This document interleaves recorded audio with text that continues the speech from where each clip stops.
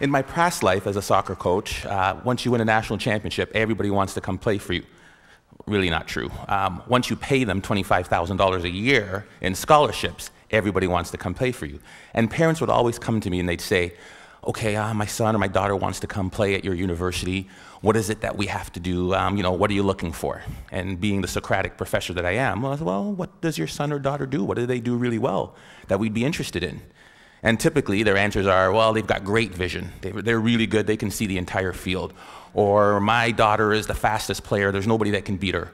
Or my son's got a great left foot or really, really great in the air and can head every ball. I'm like, yeah, not bad. But to be quite honest with you, those are the last things I'm looking for. The most important thing, self-confidence. Without that skill, and I use the word skill intentionally, without that skill, we are useless as a soccer player. Because when you lose sight or belief in yourself, we're done for. I use the definition of self-confidence to be the ability or the belief to believe in yourself to accomplish any task, no matter the odds, no matter the difficulty, no matter the adversity. The belief that you can accomplish it. Self-confidence. Some of you are saying, great, I don't have it, I'm so shy, I'll never do good. And you start to drag all the way down here. But I use the word skill because I believe it can be trained. And I'll show you a couple of ways in which we do. Hopefully I won't run out of time. I don't use any slides because my speech always goes here, here, or here. So we'll see which way we get to. The easiest way to build self-confidence. There's no magic button. I can't say, hey, this plane is going down. Who can fly it? Put your hand up. I can. I'm confident. Repetition, repetition, repetition. Right? What does Malcolm Gladwell call it? The 10,000-hour rule? There's no magic button. I recruited a goalie from Colombia, South America one year. Big, tall, 6'3" man. He had hands like stone. I thought he was like Flipper. Every time I throw him the ball, down onto the ground. I was like, oh my God, we're in trouble. Simple solution. Get to the wall, kick a ball against the wall and catch it. Kick the ball against the wall and catch it. His goal was 350 a day for 8 months. He came back, his hands were calloused, the moisture on his hands were literally gone. He is now playing in Europe. Magic? No. Repetition, repetition, repetition.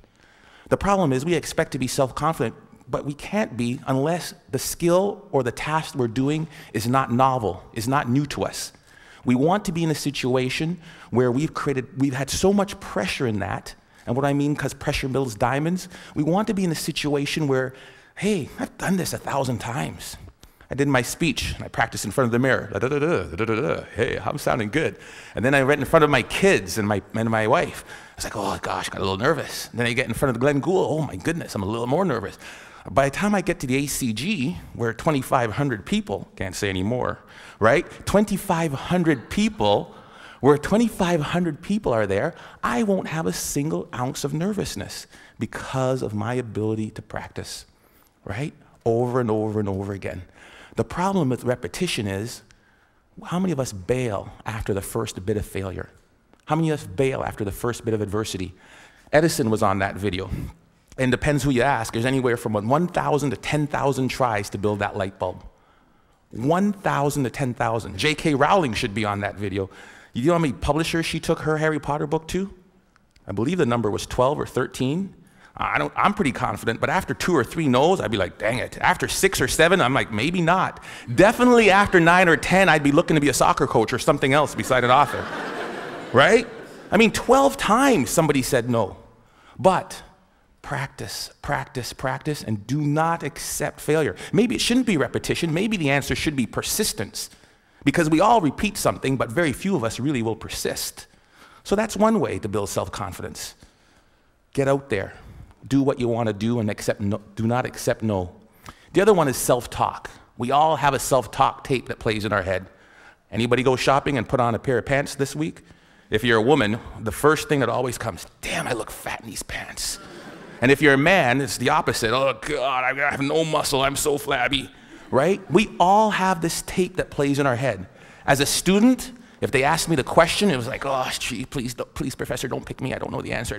I look down, right? If you're in the, let me tell you something, and the VP of Business Admin is here, so I shouldn't repeat this, but when they hired me as an athletic director, I sat in an architect's meeting, and I am about as dumb as a post when it comes to anything to do with numbers and angles. And they're like, the fundibulator valve of the architectural, what do you think, Dr. Joseph? Let me look into that for you and get back to you. Right? I was saying, oh, God, please don't ask me. Please don't ask me. We all have this negative self-talk that goes in our head. Guess what? There's enough people that are telling us we can't do it, that we're not good enough. Why do we want to tell ourselves that? We know for a fact that thoughts influence actions. We saw it there with the video Dr. Levy showed. Right? We know that our thoughts influence actions. Why do we want to say that negative self-talk to ourselves? We need to get our own self-affirmations. Muhammad Ali, what was his self-affirmation? I am the greatest. Who else is going to tell you? There need to be quiet moments in your bedroom, quiet moments when you're brushing your teeth, that we need to reaffirm, I am the captain of my ship and the master of my fate. That is my affirmation. I came from a school of 1,000 people. I lived in a town of 1,000 people for 15 years. There's no reason that I should be in charge of an athletic department building Maple Leaf Gardens. But I am the captain of my ship and the master of my fate. If I don't say it, if I don't believe it, no one else will. How do you build self-confidence? Get away from the people who will tear you down. There's enough of that. Muhammad Ali, I am the greatest. There is no one better than me. It's a difference between hubris and ego and false pride. It's just reminding yourself in quiet, silent moments. I put it down on a list. It's right beside my mirror, right? About all the things that make me who I am. Because I make enough mistakes, and the newspapers will recognize it, and people around me will recognize it, and they'll tear me down. And pretty soon I'll begin to believe it. There was a time when my confidence was really low. There was a time when I took this job, when I came from Iowa, I don't know if I could do it. I had to bring out my self-confidence letter. A letter I wrote to myself when I was feeling good. Ivan, congratulations on getting your PhD before 40. I am 40, under. Congratulations on winning a national championship. Good job on raising 3 good kids and marrying the right woman. I wrote a letter to myself. It was my own brag sheet, my own letter about the things I was proud of. Because there are moments, and we'll all experience them in our career, in our life, in our job hunting, in our relationships, when we are not feeling good about who and what and where we are. And I had to bring out that letter and read it time and time again for a period of about 2 weeks to weather me through that storm. It was important. Stop the self-talk, the negative self-talk. If you'll watch, you'll see some athletes, they'll have a little bandage or a little brand around them. Lance Armstrong's a perfect one. What's his self-affirmation? Live Strong isn't a brand. It was to remind him of who he was. Live strong. Then it came a brand. He would move that from one arm to the next arm when doubt and fear came into his mind. Live strong. Put it on there. Let's go. We'll all have it. Replace it. 2 ways to build self-confidence. Worried about my time, I'm going to tell you of one way that you can build self-confidence in others. We are coaches and educators. We are teachers. We are people who will create value in the world. And in doing that, we are critical by the nature of what we do. I am a coach. I want you to score a goal. Ball went over high. Dang it, the ball went high. Thank you, coach. I know that. Feedback tells me that. So what do? I need you to put your elbow or here. I need you to put your knee over the ball. I need you to follow through. Boom, land, great. Notice I never made it as a professional. What can we do? We fix mistakes. When I'm fixing that mistake, Johnny, this is terrible. You need to bend your knee. You need to do this. What have I done to Johnny's self-confidence? Bend your knee. Think of this. Think of this. Next thing you know, Johnny's crushed. Ignore what Johnny does wrong and find Bob or Sally or Frida over here. Great goal, Frida. I loved how you kept your knee low, you followed through, and you landed like this. Great job. Johnny, oh, great. Johnny's not demoralized. His confidence isn't shot. And what I've done is I've built up Frida's. Imagine how we could change the way we parented kids. Instead of, get that glass off the counter, what's wrong with you? If we catch them while they're good. Great job. Great job. Thank you, Alice, for taking your glass to the counter. It sounds simple, but we forget about it. Or as educators, or somebody as a team, if we manage to praise the positive behavior that we wanted to reinforce. We forget it. It sounds so simple. Catch them when they're good. We forget it. It's simple. Here's what they did. There was a study in Kansas that did this. They did video, and we all do video, and we showed the video of them doing the run of the play. This goal happened because the basket wasn't protected. We didn't rotate here right. We needed to do this and then to cover the slot. And if that's the baseline, improvement of the Kansas State team went like this.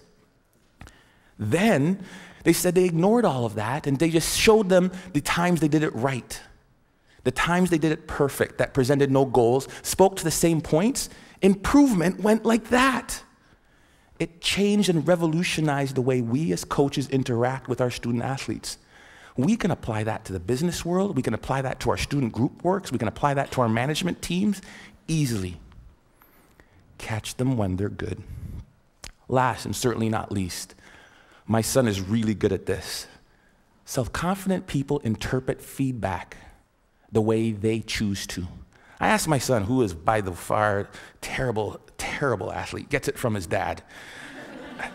The games, they win 5-0. How was the game? Oh, great, I scored 3 goals, I got 2 assists. I'm like, I did not see him touch the puck. But he has his own perception of how he did. I love it, right? I'm that guy. I'm like, I remember when I was taking when I met my wife, it was in the Commons. Polly, would you like to go to the movies? Ladies, dingle, dingle, dingle. And she goes, no. I ask her again, because I think that she just hasn't seen me in the right light. Maybe that's not the wrong shirt on, right? Because I'm interpreting that the way I want to interpret it. Finally, I ask her out again. She gives me this one comment, right? Or she sent it through her friend, because that's the way you did it back then. She wouldn't date you unless it was the last person on Earth, that hell was freezing over, there was a small chance we had to save the planet Earth. Some people's like, there's no chance. I'm like, you're saying there's a chance. Right? Because that's how I'm going to interpret it. If I could give you one thing to take from this, it is, no one will believe in you unless you do. Listen to the words of that video. Here's to the crazy ones, the misfits, the rebels, the troublemakers, the round pegs in the square holes. We're supposed to be different, folks. And when people look at us, believe in yourself. Thank you.